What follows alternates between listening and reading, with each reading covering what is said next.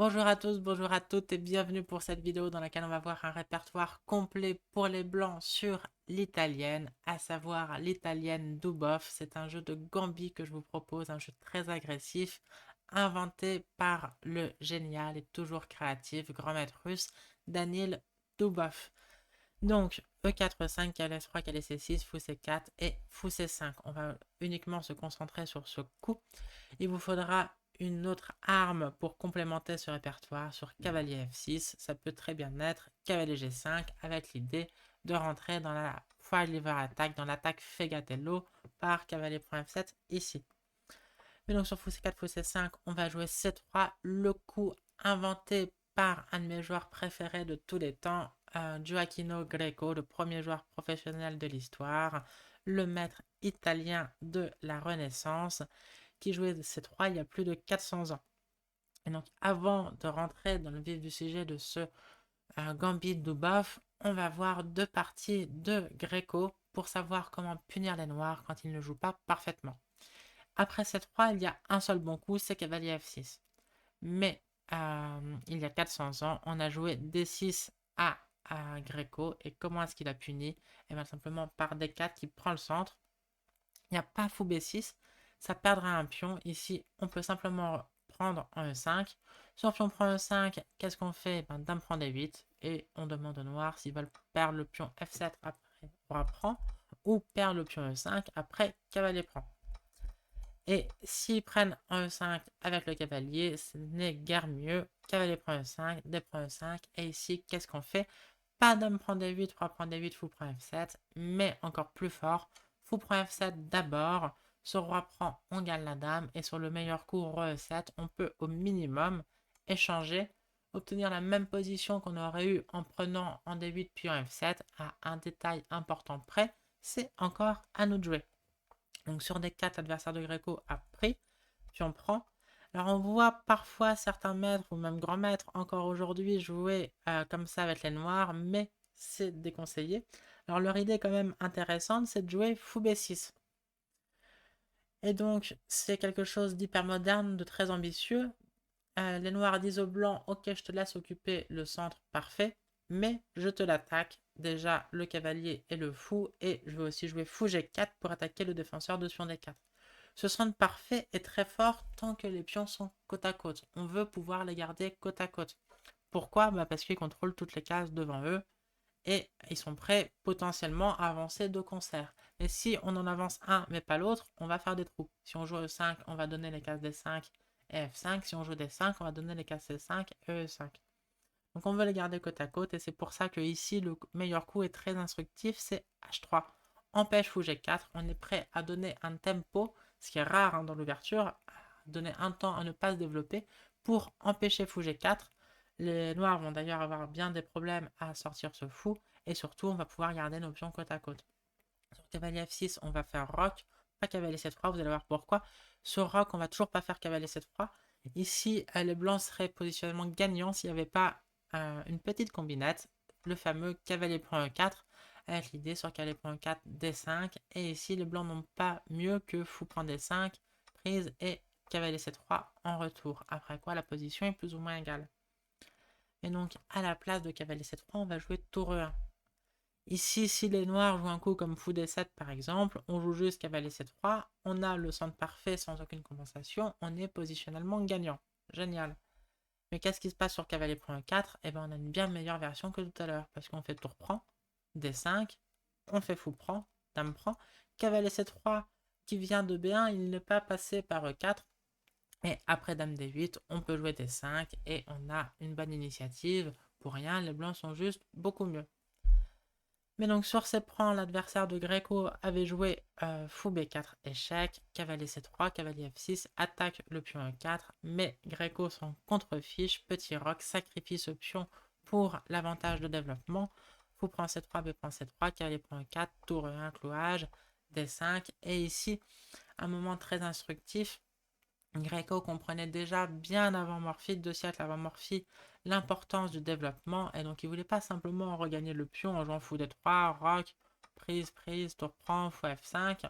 Les noirs sont bien développés, ils ont mis leur roi à l'abri, la position est plus ou moins égale. Mais les blancs ont récupéré l'avantage matériel, bon, c'est égal. Non, on veut punir les noirs, on est mieux développé, ils ont le roi au centre, on est prêt à sacrifier encore plus de matériel pour attaquer ce roi noir. Tour prend E4, très fort coup, fou A3 était très bon aussi. Dé prend E4, cavalier G5, roc, dame H5, il faut attaquer avec toutes nos forces. Sur fou F5, on pourrait prendre en F7 et l'attaque est gagnante. Par exemple, roi H7, hop, et sur fou prend H7, hop, et mat imparable. Bon, je vais y aller vite avec les variantes. C'est pas tant le sujet du jour. La partie s'est conclue par H6, cavalier prend F7, dame F6, petit échec, double et échec et mat. Ok. C'était de toute manière gagnant positionnellement. Après ce fou B4 échec cavalier C3, on a le centre parfait sans aucune compensation. Autre partie de Greco. E4, 5, cavalier 3, cavalier C6, fou C4, fou C5, C3, cavalier F6, D4 et fou B6 à la place du seul bon coup E prend D4. Donc fou B6 est totalement faux. On prend un E5 et il n'y a pas de bon coup sur cavalier G4. Faites-vous la main que jouent les blancs. Vous l'avez sans doute. Fou prend F7 échec, roi prend F7, cavalier G5 échec, suivi de dame prend G4. On a gagné un pion, les noirs sont déroqués, c'est terminé. L'adversaire de Greco a joué cavalier prend 4. Et ici, qu'est-ce que vous jouez? Si vous avez répondu la même chose, fou prend F7, c'est bien, mais pas top. Il faut toujours regarder deux coups dans cette position et fou prend F7 et dame D5 d'abord.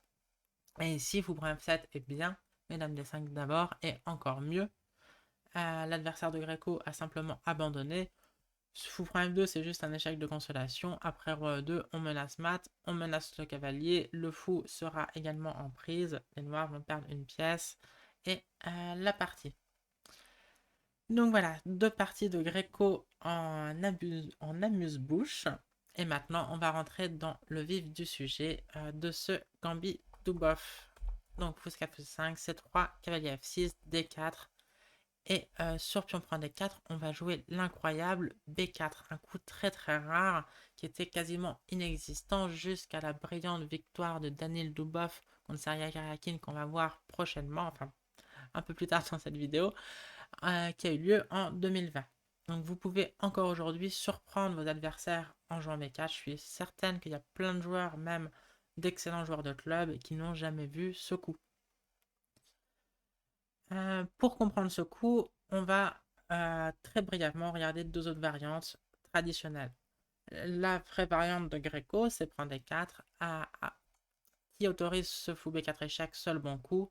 Et ici, Greco joue cavalier C3, le Gambit cavalier prend 4 et roc, mais théoriquement, les noirs n'ont aucun problème et sont même un peu mieux s'ils connaissent parfaitement. On peut jouer aussi plus positionnellement fou D2, donc jouer sans Gambit, on reprend avec le cavalier, et si on a le centre parfait, pour rien, mais seulement l'espace d'un coup, parce que les noirs égalisent par des 5, cassent le centre parfait, et obtiennent l'égalité. Donc ça, c'est sur ces points des 4. Il y a E5, la variante dite Andersen de ce Gambit Greco. Et ici, les noirs ont un seul bon coup, très instructif, typique de toutes les ouvertures après E4-5. On leur voit 1000 fois ce coup. Les blancs jouent E5, attaquent le cavalier. Les noirs ne peuvent pas jouer cavalier E4, j'aurais fou D5, attaque le cavalier à nouveau qui n'a pas de bonne case. Les blancs sont gagnants. Mais on joue ici D5, contre-attaque typique sur le fou C4. Et ici, il faut bien comprendre que fou B5 est le seul bon coup. Sur pion prend F6, les noirs font des points C4 et cette position est horrible pour les blancs. On peut se dire, bah, je prends G7, c'est génial, j'ai un pion et une case de fer dame. Ouais, mais en attendant, là, il y a égalité matérielle. Les noirs s'en fichent d'avoir perdu leur pion G7 parce qu'ils vont faire grand roc. On va jouer fou E6, dame D5 ou dame D7 et grand roc. Ce pion G7 est en fait plus faible que fort. Et en revanche, le pion des noirs est très fort. Et c'est même le roi blanc qui est en insécurité. Donc ça ne va pas du tout. Donc l'idée de B4, ça va être de faire E5 plus tard dans de bonnes conditions. Vous allez voir. Ici, on verra plus tard le coup fou E7 qui est bien plus rare en pratique. Sur les chess par exemple, fou B6 c'est 75% du temps. Et c'est un excellent coup, hein, donc c'est le coup naturel et le plus joué de loin et c'est un bon coup. Mais donc ici, on peut faire E5. C'est là toute la subtilité. Donc là, on verra plus tard cavalier E4. On va déjà se consacrer au coup naturel typique D5 qui est de loin le coup le plus joué dans cette position. Maintenant, on peut prendre un F6 et sur prise en C4, ça va être très important de faire attention à l'ordre de coup. On va jouer du Dame 2, on va jouer du B5, on va souvent jouer du F' G7, pas toujours, mais il faut faire très attention à l'ordre de coup. Pour obtenir la tabia, la position fondamentale de cette ouverture, il n'y a qu'un seul bon ordre de coup, j'insiste dessus, et c'est pas F' G7. F' G7, très mauvais.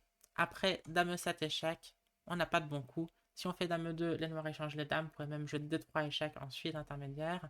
Ou sur Roi F1 tout de suite, il y a Tour G8, mais dans tous les cas, on n'a plus d'attaque et c'est une position gagnante pour les noirs.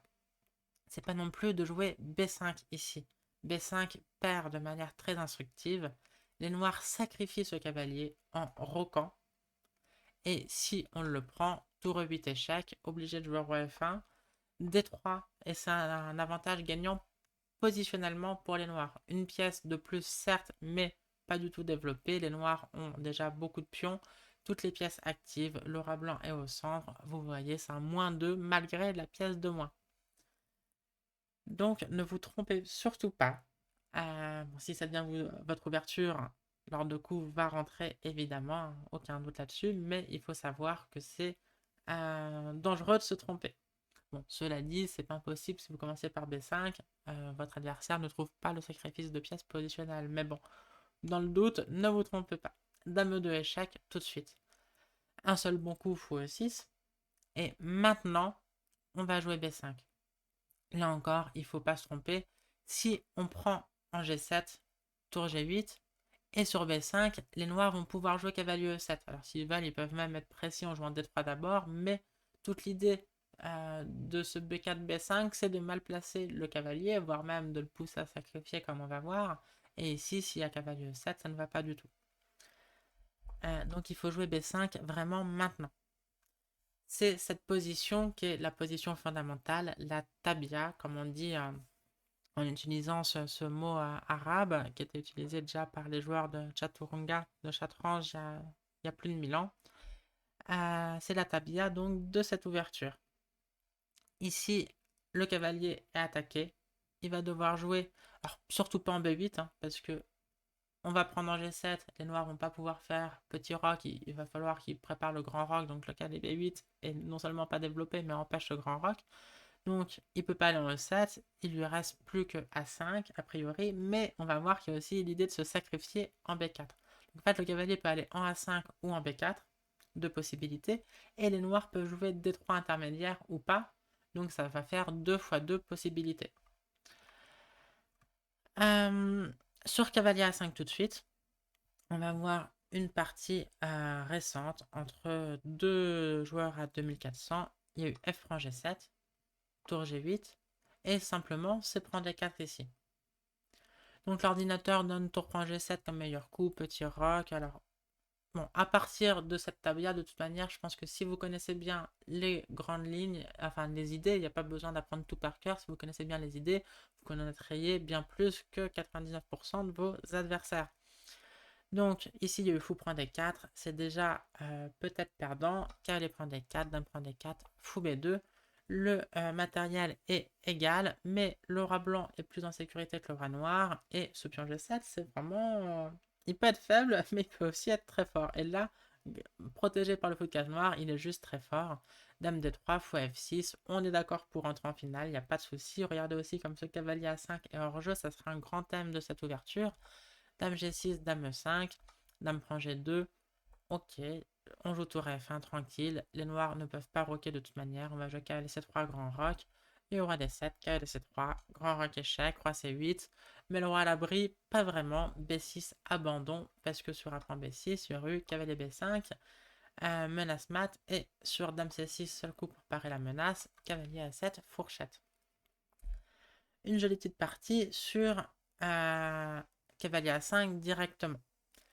Pour celles et ceux qui ont vu ma précédente vidéo que j'ai intitulée L'immortel de méconnu de Vichy Anand, et ben c'est sur cette ouverture. Et ici, qu'est-ce qu'il a joué Vichy Anand? Cavalier B4. Son adversaire avait répondu F rang G7, qui est possible du point de vue de l'ordinateur. Ça donne un jeu égal sur un jeu parfait de part et d'autre. On peut aussi prendre le cavalier directement, parce que sur F rang G7, si vous vous rappelez la partie, les noirs avaient obtenu une forte attaque sur la colonne G, et la dame s'était même sacrifiée en G3. Donc on peut prendre ce cavalier, on va perdre l'option F6, mais au moins il n'y a pas d'attaque sur notre roc quand on rock. Donc c'est une position très intéressante ici. Les noirs ont 3 pions pour la pièce, on n'est pas très bien développé. Il faut trouver du jeu. On en obtient par A4 et c'est une position très compliquée. C'est égal après l'ordinateur. Bon, c'est intéressant à jouer. A noter que sur un coup comme D3, attaque la dame, attaque la tour, c'est une gaffe parce que les blancs répondent dame B2 et protègent tout et sont gagnants. Maintenant, ces pions qui sont avancés sont juste faibles et puis on a obtenu les cases pour nos pièces. Et en plus, il y a toujours la menace à 5 dans l'air. Donc, on a vu ce qui se passait sur les coups de cavalier tout de suite, mais qu'est-ce qui se passe après D3 intermédiaires? On bouge la dame en E4, évidemment, et à nouveau, il va falloir analyser cavalier A5 ou cavalier B4. Ici, cavalier B4 est le seul bon coup. Alors, c'est bien différent du sacrifice d'Anand. Ici, en fait, c'est un faux sacrifice, parce que sur C prend B4, les noirs jouent dame prend F6, attaquent la tour, et on n'a pas de bonne manière de la protéger. Donc en fait, les noirs gagnent du matériel si on accepte le cavalier. Et donc à la place, on va jouer dans l'esprit de sacrifice. On rock pour pas se prendre cavalier C2 avec échec. Et ici, c'est le bazar. C'est le bazar simplement, mais c'est un jeu très intéressant. On peut imaginer dame prend F6. Donc on ne peut pas prendre tout de suite, il y a la tour en prise. On peut jouer fou G5 en revanche. Sur dame G6, on prend G6. Et sur H prend G6, maintenant on peut prendre avec une position très compliquée dans laquelle on a une pièce de plus contre deux pions. Et ces pions sont assez forts, mais peut-être pas tant que ça. Le fait d'avoir la case C3 pour notre cavalier, c'est quand même pas mal. Donc ça c'était dame prend F6. On peut imaginer également dame D5. À chaque fois dans ces variantes, il faut prendre un G7 et sur tour G8, on prend un H7 et sur grand roc, on joue fou G5. Ça, c'est des coups typiques. Alors, l'ordinateur donne l'égalité. Bon, évidemment, c'est très complexe, il n'y a pas besoin de retenir, mais tous ces coups doivent venir à l'esprit. Quand on a vu plusieurs variantes du genre, vous allez voir que c'est un peu tout le temps la même chose. Par exemple, sur cavalier C2, qui attaque la tour, qui ne peut pas jouer, qu'est-ce qu'on fait? On fait F prend G7. Sur tour G8, ça c'est important, on va essayer d'empêcher les noirs de faire grand roc. Si on peut, on veut empêcher les noirs de faire grand roc. Donc on va pas prendre en H7. Pourquoi? Parce que ici, il peut y avoir F6. Sur échec, il y a fou F7. Et sinon, les noirs vont faire dame D7 et grand roc. Donc qu'est-ce qu'on fait à la place? On fait fou G5. Le coup qu'on a déjà vu tout à l'heure. Il n'y a pas F6 parce qu'on peut prendre E6. Et sur dame D5, maintenant on prend H7 et les noirs ne peuvent pas faire grand roc. Donc il y a des parties après roi D7, cavalier D2, fou F5, attaque la dame, bon, dame H4. Là on est déjà très très loin, hein, ça sert à rien d'apprendre tout ça par cœur. C'est juste pour vous montrer un peu l'esprit de cette position. Sur cavalier prend 1, on va prendre, et sur tour prend G7, on va jouer tour E1. C'est la même position qu'on peut obtenir si jamais les noirs ne jouent pas cavalier prend 1, mais tour prend G7, on joue tour E1, prise, prise. Et donc, dans cette position, il y a eu tour G8, tour E5, fourchette.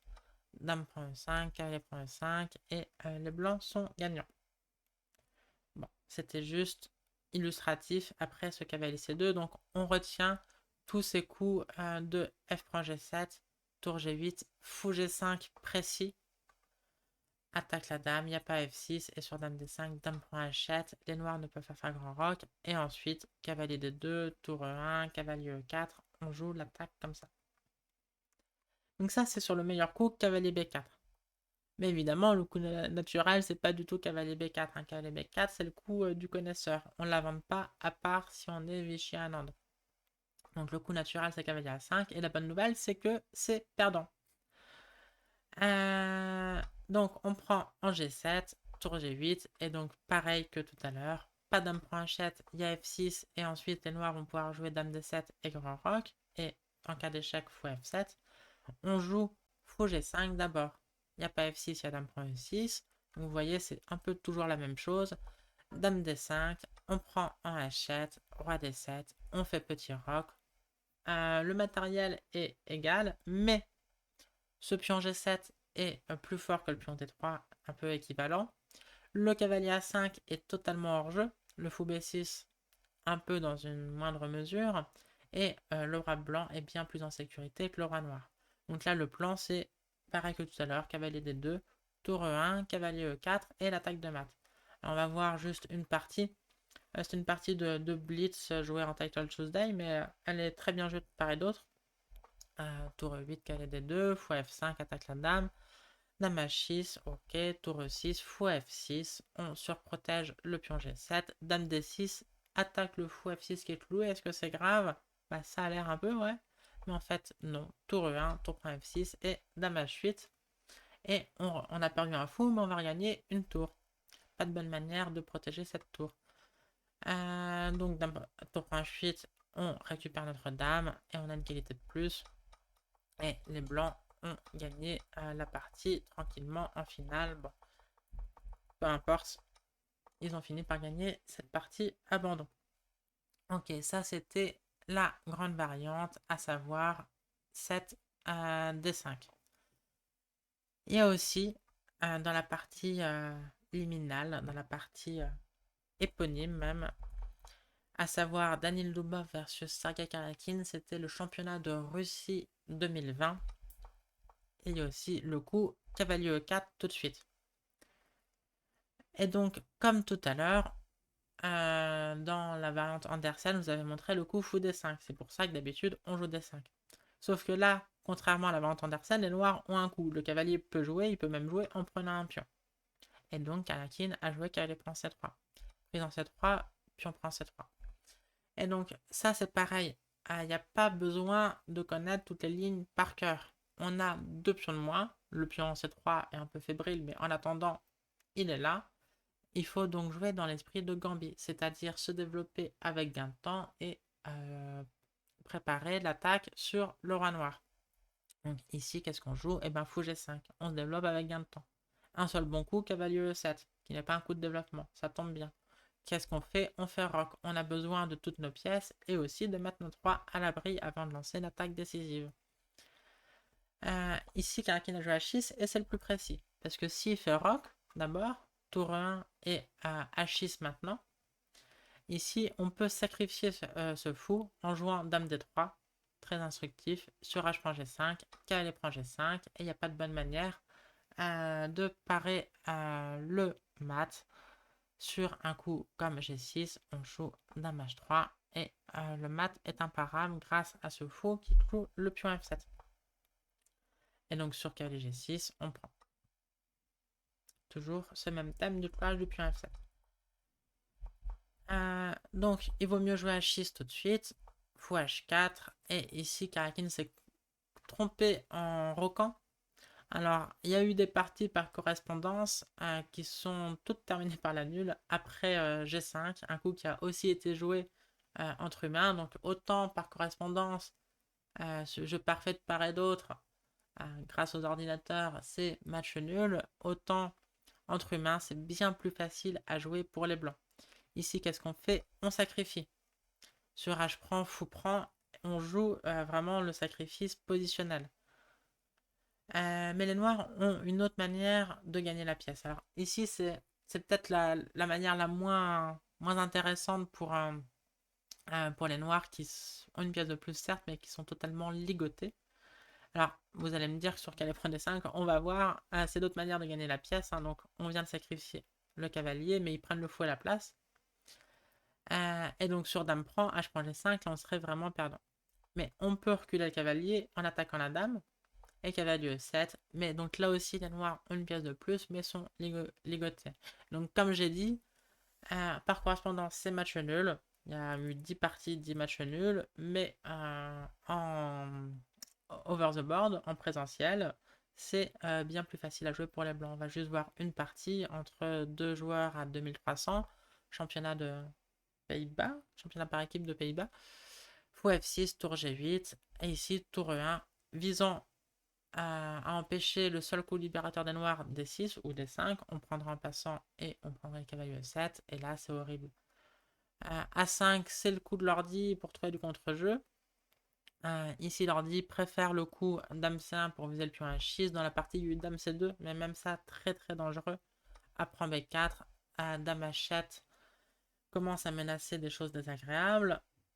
Euh, Ici, il y a eu Fou C5, Cavalier H4, un coup typique. Veut faire Cavalier F5, attaquer le cavalier qui est cloué.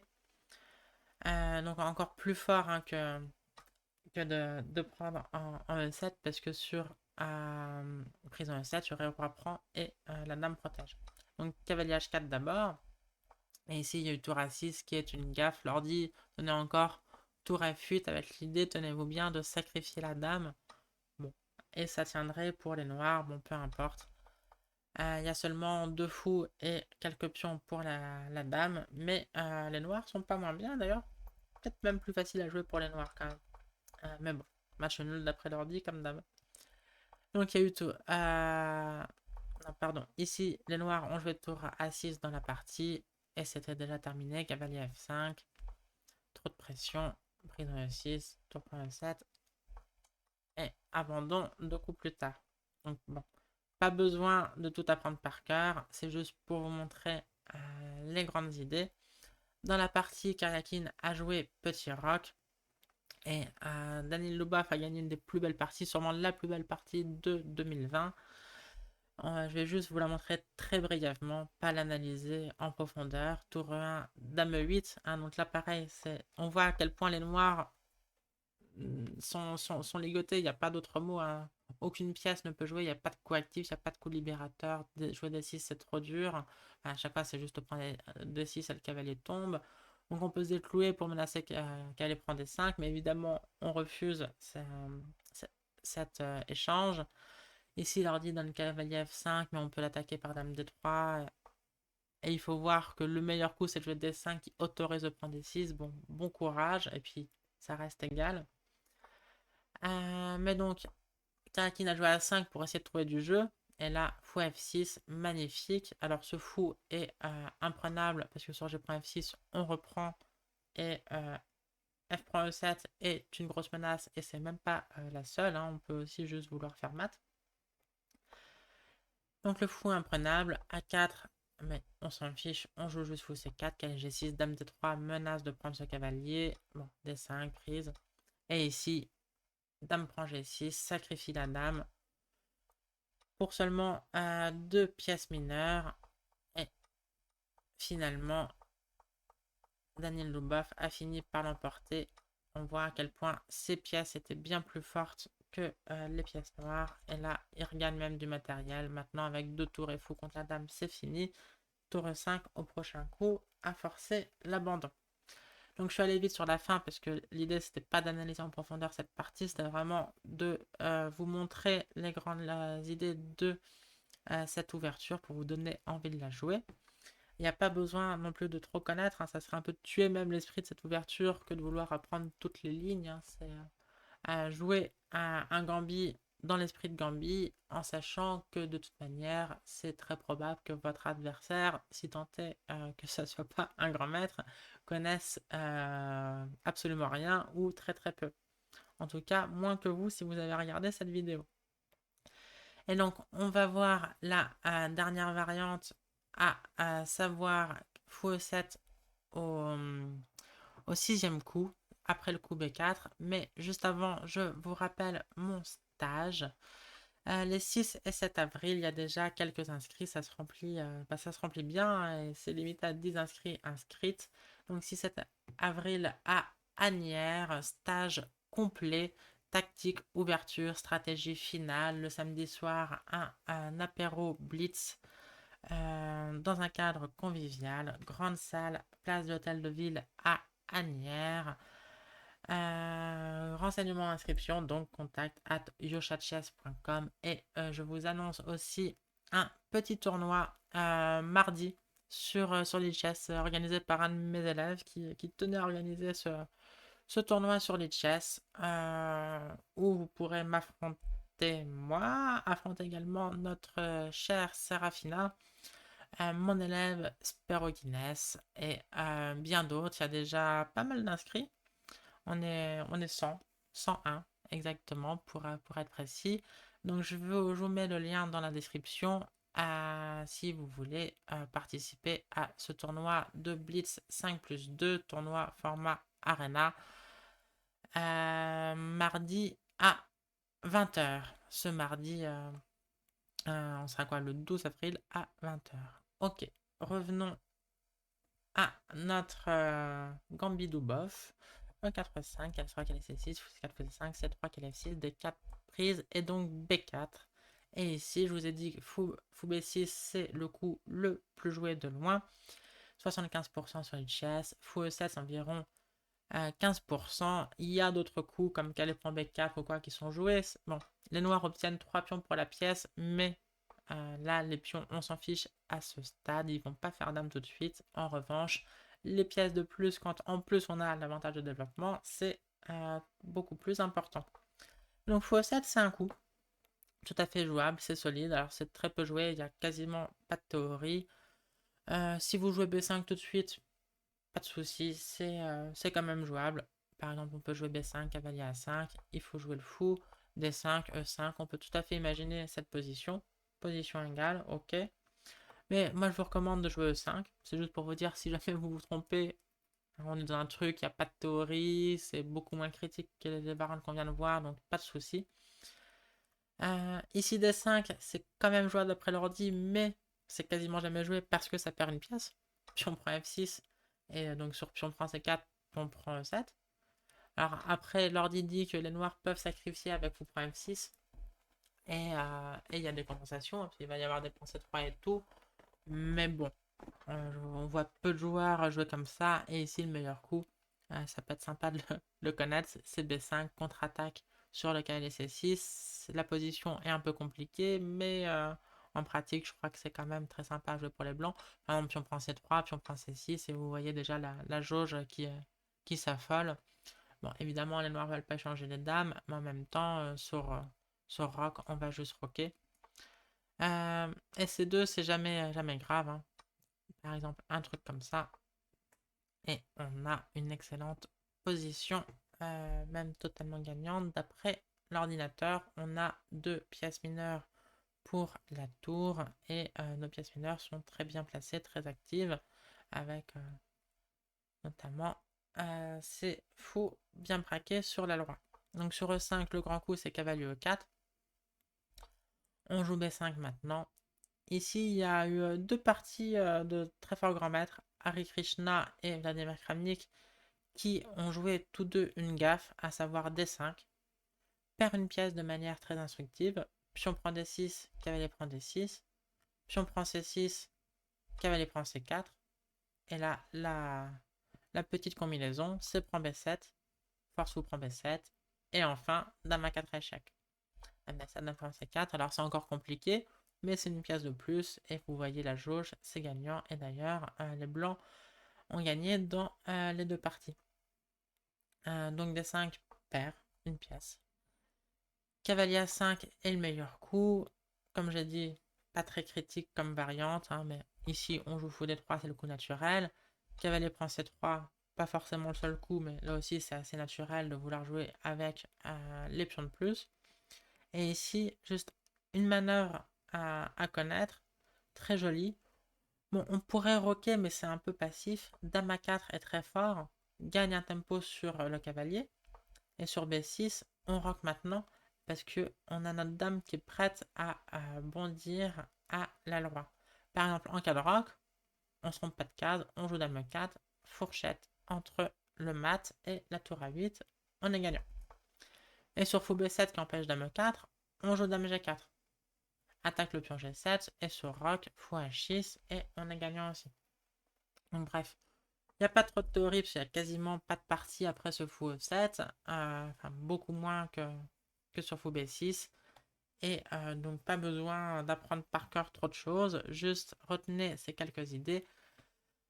Et voilà, moi je pense que juste en regardant cette vidéo et si vous voulez en rejoignant les lignes ou peut-être en les rentrant une fois sur l'ordinateur, vous serez prêt à jouer cette italienne Dubov, à savoir B4 sur l'italienne, en sachant encore une fois que c'est très très rare, hein, c'est 2% des parties et c'est 2% des parties jouées depuis 2020. Avant 2020, c'était ultra ultra rare, même si quelques joueurs l'avaient joué avant Daniel Dubov. Voilà, c'est la fin de cette vidéo. J'espère qu'elle vous a plu. Si c'est le cas, laissez un petit like. Je vous rappelle aussi que vous pouvez me contacter pour des cours particuliers. C'est la même adresse, contact@yoshachess.com. Et sur ce, je vous souhaite une très belle fin de journée ou une très belle fin de soirée. À bientôt, ciao!